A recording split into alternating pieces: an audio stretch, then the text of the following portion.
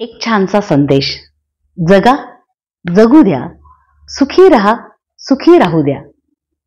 परवा सहज एका लाफिंग क्लब मध्ये गेले, तिथले फोटो पाहिले आणि मी पण हसले.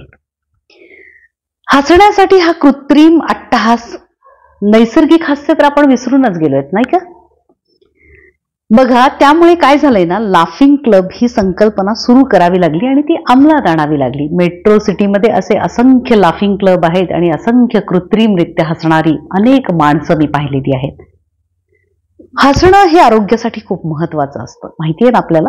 हसण्यामुळं सौंदर्य खुलतं, हसण्यामुळं व्यक्तिमत्व खुलतं, हसण्यामुळे शारीरिक मानसिक आजार दुरावतात. खदखदून हसणं म्हणजे प्रसन्न मनाचं लक्षण असतं. म्हणूनच हसत रहा. नमस्कार, मी नीता देव. आपण पाहत आहात बार्शी टुडे युट्यूब चॅनल.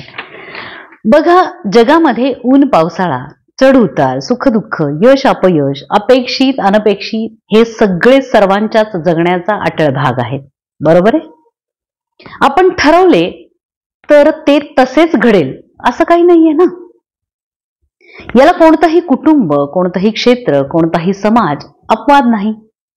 म्हणून काय नाराज, दुःखी, अपेक्षाभंग, अवहेलना, प्रतिष्ठा यासारखे प्रसंग वाट्यात येत असल्याने सदैव उदासीन चेहऱ्याने जगायचं? अजिबात नाही. मन करा रे प्रसन्न, सर्व सिद्धीचे कारण. म्हणूनच हसत रहा, हसत रहा, हसतच रहा.